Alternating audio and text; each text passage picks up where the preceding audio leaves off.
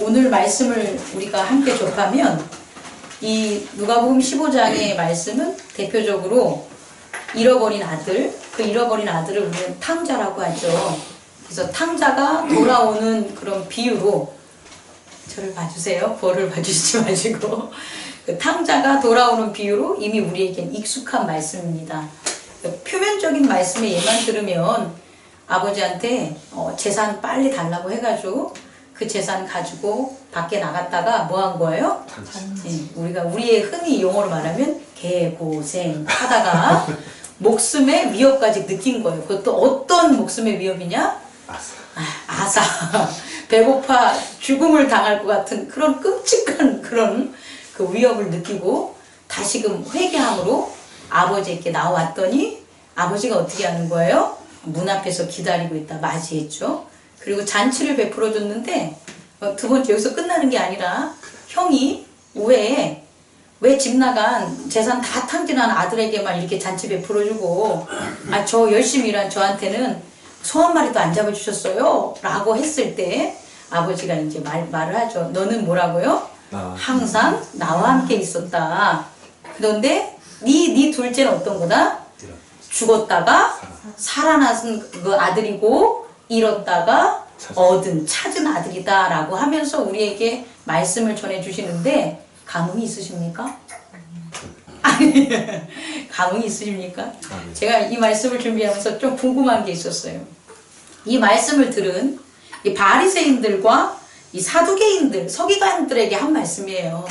왜냐면 예수님께서 이 말씀의 배경은 뭐냐면 아니 왜 죄인들과 세리들하고 밥을 하고 식사를 하시는 거예요? 근데 이들이 봤을 때 그냥 후딱 밥만 먹고 일하러 간 게 아닌 것 같아요. 뭐냐면 이 바리새인들과 서기관들이 샘을 느끼는 거예요. 마치 누구처럼? 큰아들처럼. 왜냐면 왜 샘을 느끼냐 봤더니 예수님이 죄인들과 세리들과 식사하시고 함께하는 그 모습이 단순히 뭐 런치 먹거나 블랙퍼스트 먹고 이게 아니라는 거예요. 어떻게 느끼냐면 너무 재밌어. 너무 신나. 예수님이 세리들과 죄인들하고 그 나누는 그 식탁 교제가 사실 그냥 밥만 먹고 땡이 아니라 잔치 같은 거예요. 즐거움이 넘친다는 거예요. 너무 많이 즐거우니까 아니 왜 이 예수님은 우리랑 즐겁게 안 지내고 아니 지금 하나님 말씀 전하러 오신 분이 구원 전하러 오신 분이 우리 구원할 우리 의인들하고 재밌게 잔치하고 소도 잡고 그렇게 노셔야 되는데 우리한테는 맨날 뭐라 그래요? 덕사의 자식들아 욕만 하시고 맨날 하나님도 모르고 말씀도 모른 다음에 꾸짖으시는데 아니 이 사람들은 정작 죄인이고 세리들은 하나님의 말씀도 모르고 그리고 하나님의 구원도 잘 모르는 것 같은데 너무 즐겁게 지내는 거예요. 지금 배경이 이런 거예요. 그럼 우리가 이 말씀을 접할 때 우리가 궁금해야 되는 거예요. 지금 예수님이 죄인들과 세리들과 함께 있는 그 즐거움의 정체를 우리는 깨달아야 돼요.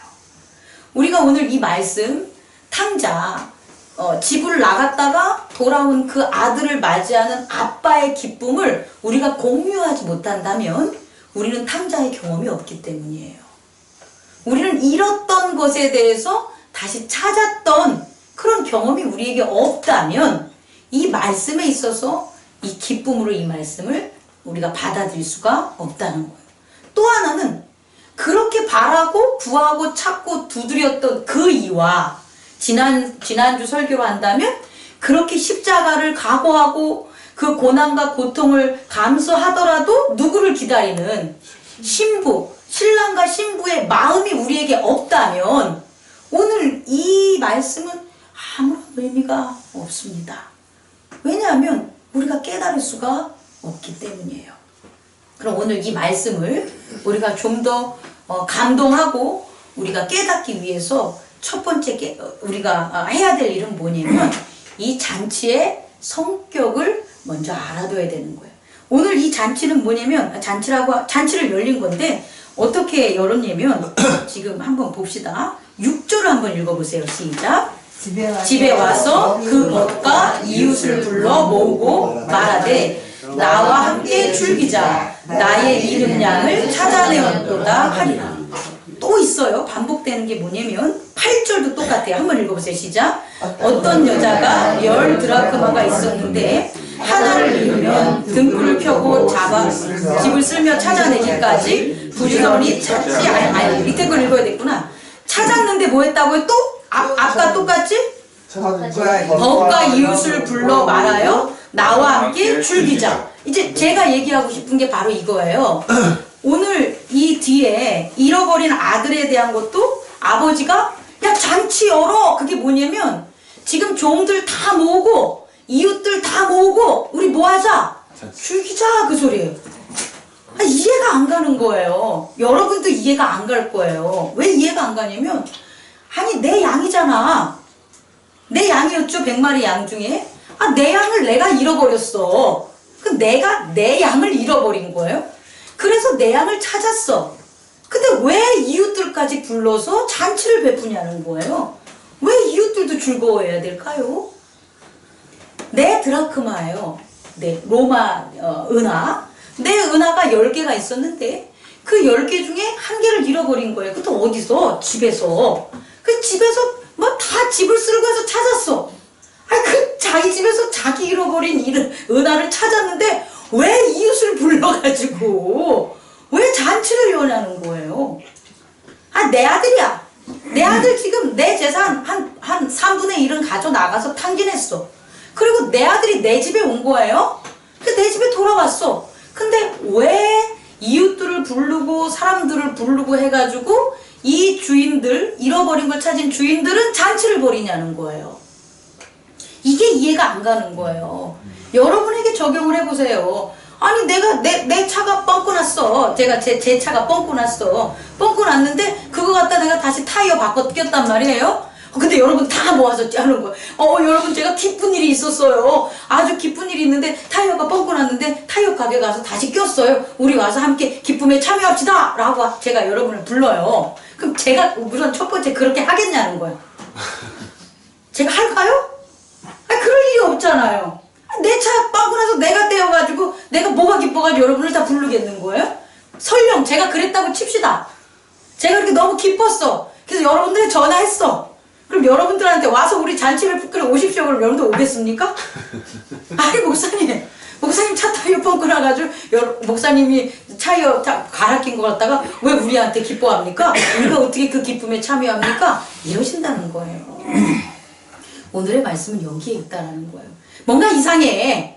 우리가 생각하는, 우리가 여태까지 경험한 우리의 소유로 생각한다면 오늘의 이 말씀은 우리에게 아무런 기쁨을 줄 수가 없다는 거예요. 근데 그게 아니라는 거예요.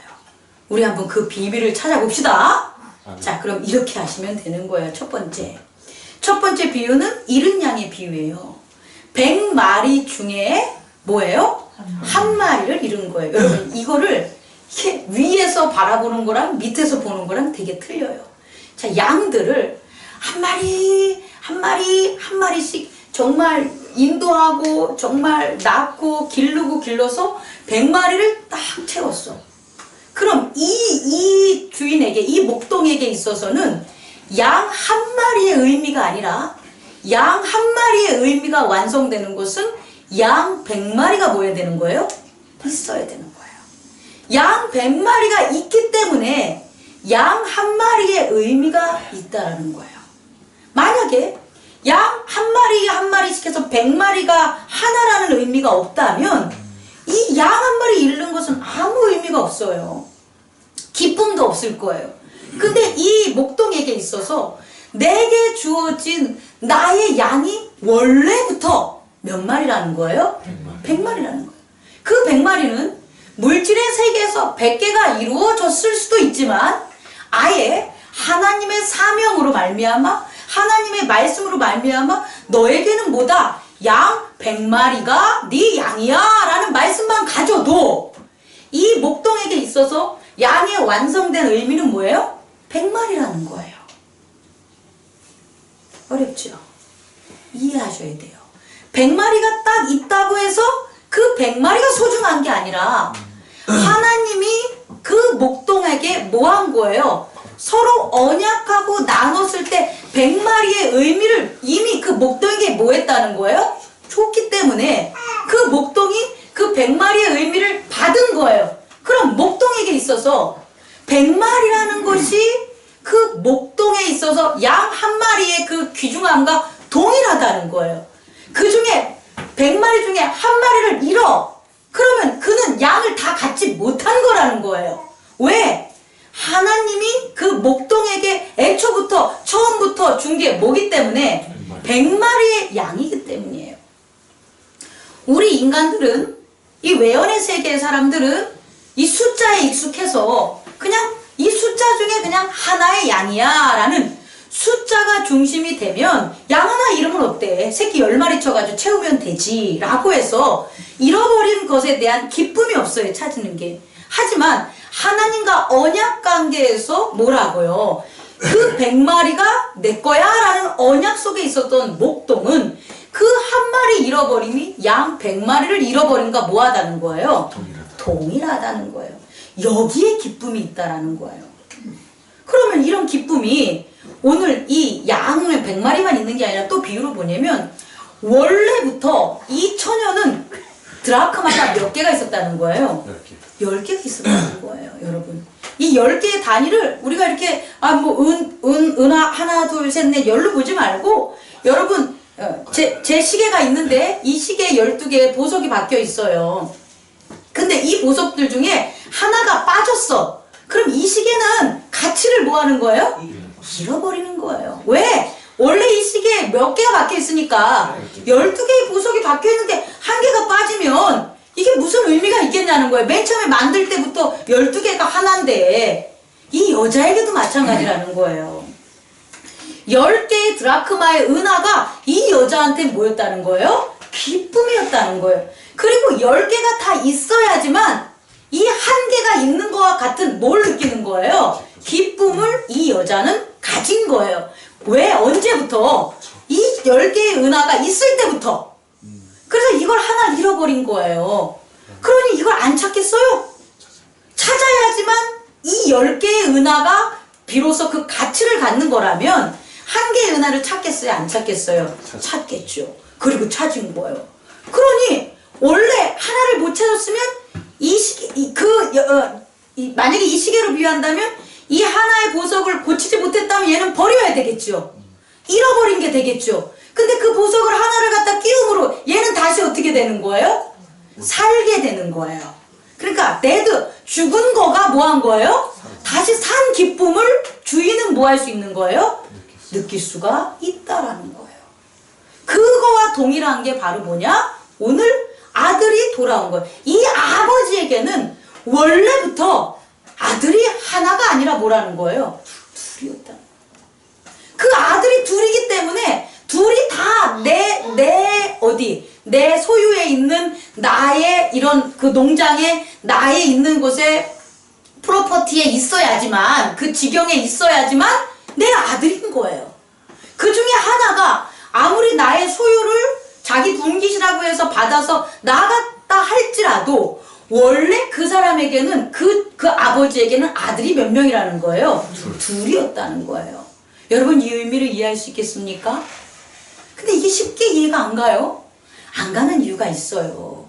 왜 안 가냐면 가장 중요한 걸 우리가 깨달아야 하기 때문입니다. 빌립보서 1장을 보면 빌립보서 1장에 5절을 제가 한번 읽어볼게요. 너희가 첫날부터 이제까지 복음을 위한 일에 참여하고 있기 때문이다. 한글로 말하면 좀 의미가 안 되는데 영어로 말하면 어떻게 되냐면 Because of your partnership in the gospel from the first day until now 이렇게 나와요. 다시 말해 뭐냐면 처음부터 지금까지 너희들이 복음 안에서 뭐하고 있다? 파트너십을 가지고 있다라는 거예요. 이게 중요한 거라는 거예요. 100마리의 양을 기른 그 목동은 무엇을 가지고 있었냐면 파트너십을 가지고 있었다는 거예요. 뭐와? 양과. 지금 그 100마리를 가진 그 목동은 양과 파트너십이 있기 때문에 언제부터? First first day until now. 처음부터 지금까지 하나가 되는 그런 뭐라고 했죠? 파트너십을 가지고 있기 때문에 둘은 뭐 하는 거예요? 하나가 된 거예요. 다시 말해, 목동이 왕성되기 위해서는 누가 있어야 된다? 100마리의 양이 있어야지 온전한 목동이 세워지는 거예요.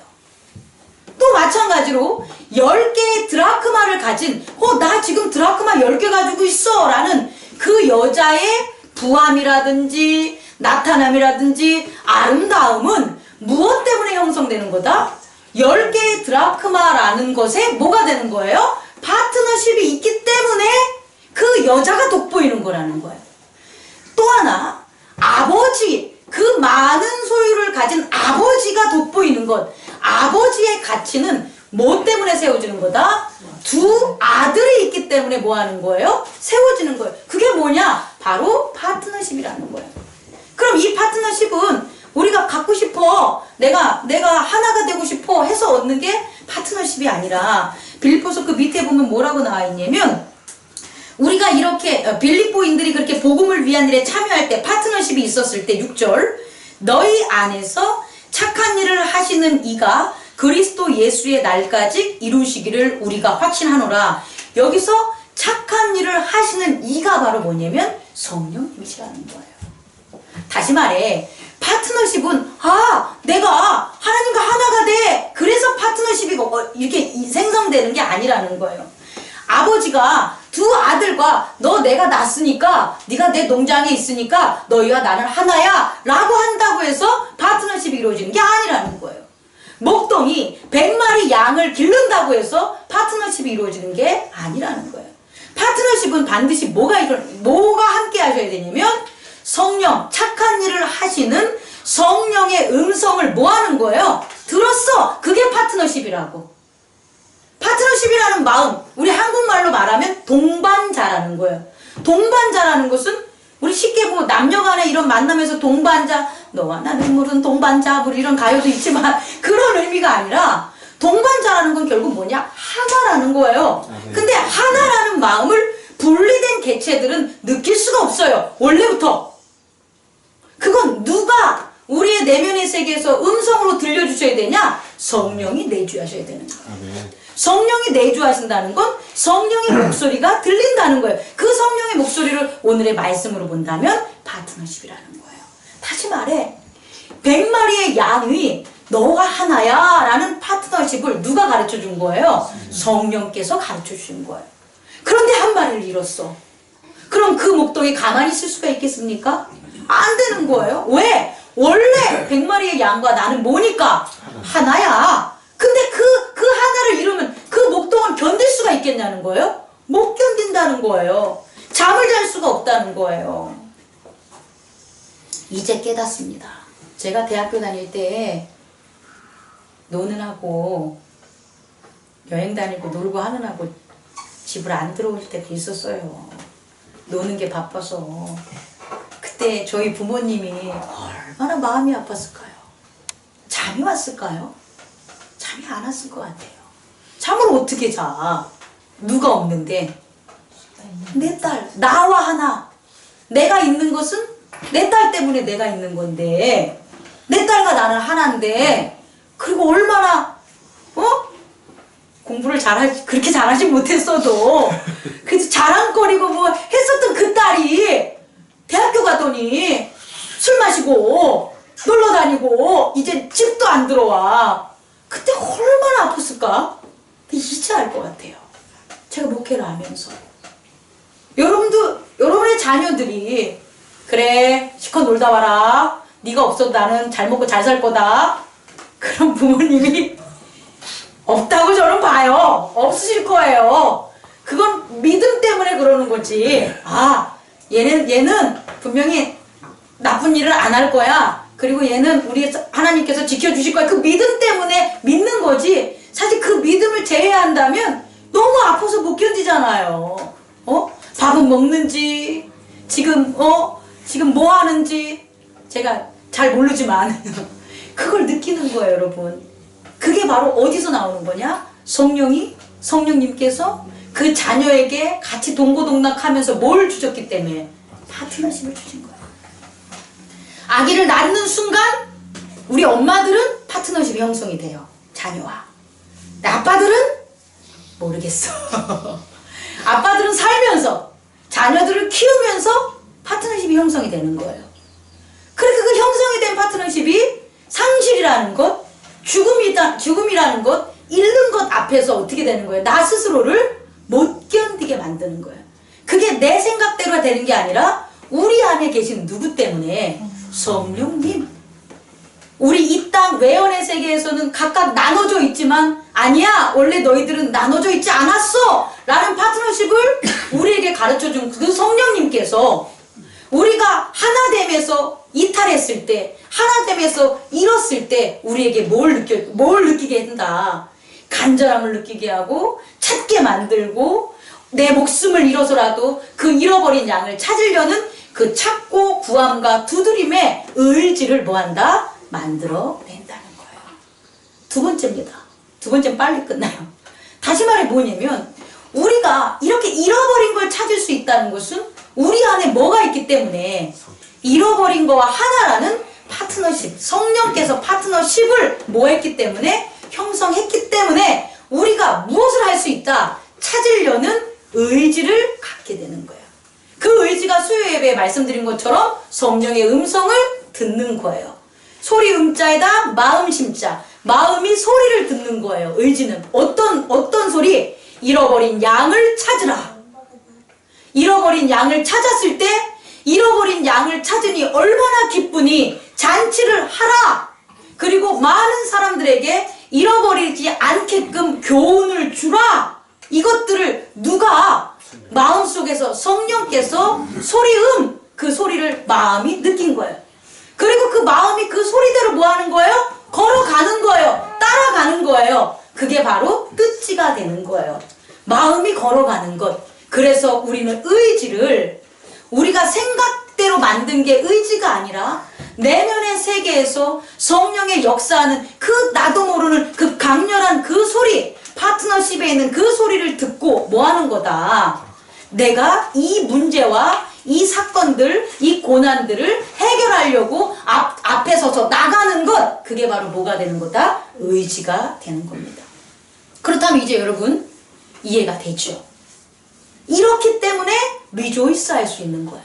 다 모으는 거예요.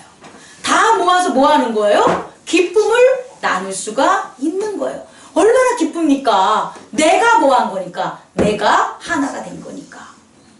보다 엄밀하게 말씀드리면 제가 기도 전에 한 게 바로 이거예요. 소금이 뭐라고요? 짠맛을 잃으면 버림을 당한 거예요. 소금은 뭐와 뭐로 결합되어 있냐?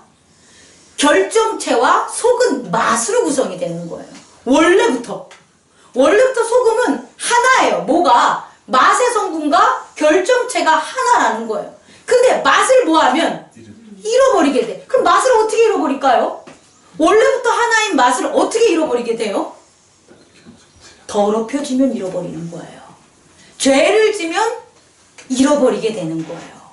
다시 말해 소금의 맛을 잃는 방법은 소금을 깨부셔 가루를 만들어도 소금 맛은 없어지지 않아요. 근데 소금 맛을 잃게 하는 것은 소금에다 설탕을 치버린다든지 소금에다가 진흙탕을 갖다 문지른다든지 소금에다가 똥을 갖다가 문지른다든지 그러면 짠맛을 잃게 된다는 거예요. 그게 소금 맛을 잃는 거예요. 다시 말해 파트너십을 원래 우리가 하나였는데 그 하나라는 것을 잃게 만든 게 뭐냐 봤더니 뭐라고요? 죄라는 거예요. 그 죄라는 게 우리를 자꾸 원래는 하나였는데 분리시키는 그 모든 것들이 뭐가 된다? 죄가 되는 거예요. 그 대표적인 게 뭐냐? 말씀을 마치면서 가르쳐 드리겠습니다. 그게 소유입니다. 뭐라고요? 원래 하나인데 하나는 소유하려는 마음이 없어요. 하나는 뭐니까? 원래 뭐니까? 하나니까. 근데 원래부터 뭐라고 생각하는 거예요? 나누어졌다고 생각하면 반드시 그 마음에 뭐가 생긴다? 소유가 생긴 거예요. 원래부터 나는 그걸 안 가지고 있으니까 난 그걸 뭐 해야 되는 거예요? 가지려고 하는 거예요. 그게 하나를 막는 거라는 거예요. 웃기죠? 내 안에 재산이 내가 소유라고 생각하면 내 재산을 하나됨을 잃게 만들어서 재산의 노예가 되는 거예요. 아, 교회를 소유하려고 그래, 목사가. 그러면 원래부터 하나님이 주신 그 교회를 잃게 되는 거예요. 왜? 분리를 가정하기 때문이라는 거죠. 여러분, 우리가 죄를 짓는 건 소유 때문이에요. 더 엄밀하게 말하면 인류가 죄를 짓는 건 사유재산 때문이에요. 그 사유재산이라는 건 뭐냐면 내 소유 때문에 내 소유를 가지게 되면 당연히 그 대상과 주체는, 객체와 주체는 어떻게 된다? 나눠질 수밖에 없고 분리될 수밖에 없고 결국 전쟁과 다툼과 못믿음과 그리고 기쁨을 상실하게 된다는 거예요. 여러분, 오늘 세 번째로 얘기한 것, 원래부터 우리는 뭐다? 하나였다. 그 하나가 나를 있게 한다는 것, 바로 파트너십과 그 파트너십으로 나가는 게 뭐다? 우리의 의지라는 것을 잊지 마시기 바랍니다. 그게 소금 맛을 찾는 거예요. 그렇다면 소금 맛을 우리가 찾으려면 뭘 해야 되냐? 우리가 어떻게 짜려고 노력하지 마세요. 뭔가를 하려고 하지 마세요. 우리 안에 있는 더러운 것들만 뭐 하는 거예요? 분별하면 되는 거예요. 더럽다라고 분별이 되면 분리가 돼요. 그리고 더러운 것들이 분리가 되면 자연적으로 소금의 맛은 뭐 할 수 있다? 찾게 되는 거예요. 그게 아들의 고백인 거예요. 아들에게 있었던 것. 아버지, 제가 하늘과 아버지에게 무엇을 줬습니까? 죄를 줬습니다. 원래부터 아들은 아버지와 하나라는 파트너십이 있었다 없었다? 없었다는 거예요. 없었다는 이 아들은 못 깨달은 거예요. 그래서 아버지의 소유와 내 소유를 항상 뭐 한 거예요? 분리했다. 아버지와 나는 따로따로입니다 라고 뭐 한 거예요? 그렇게 살았던 거예요. 그게 죄라는 거예요. 파트너십을 잃어버린 게 뭐가 되는 거예요? 죄가 된다는 거예요. 그런데 타국에 살다 보니까 내 재산 다 잃어버리고 또 그 타국에 또 뭐가 있어요? 설상가상으로 흉년까지 드니까 그때서야 그 고생을 해서야 누가 아버지가 나와 모였구나. 하나였구나. 아버지가 있어야만 내가 있는 거고 내가 있어야지만 그건 아버지는 그거까지 몰랐을 거예요. 어쨌든 이 아들이 느낀 건 아버지가 있어야지만 내가 있구나 라는 게 바로 성령께서 가르쳐 주신 파트너십이라는 거예요. 그리고 그것을 가르쳐 줬기 때문에 이 아들은 뭐 할 수 있는 거예요? 회개할 수 있는 거예요. 그래서 예수님 말씀하신 것처럼 이렇게 잃어버린 것을 찾는 게 바로 뭐다? 하나님 나라에서 회개할 필요가 없는 99명의 의인보다 회개하는 그 회개한 시너, 죄인 하나를 뭐 하는 거예요? 돌이키고 회개한, 리펜트한 그게 더 기쁜 잔치다 라고 얘기할 수 있는 게 천국은 그런 거라는 거예요. 천국은 죄짓지 않는 사람들만 있는 게 천국이 아니라 원래부터 천국에 있어야 될 사람들, 하나님이 만든 모든 피조물들, 그것들이 죄에서 뭐 하는 거예요? 돌이켰을 때 하나가 돼야지 그게 천국이지. 죽일 사람 다 죽이고 떠나보낼 사람 다 떠나보내고 남는 사람들끼리 있는 게 어떻게 하나님의 나라가 되겠냐는 거예요. 아니라는 거예요. 그 귀한 것들을 여러분들이 깨닫는 시간이 됐으면 좋겠습니다. 뭔가 하나 전할 게 있는데 생각이 안 나. 까먹었어. 마치겠습니다. 기도하겠습니다.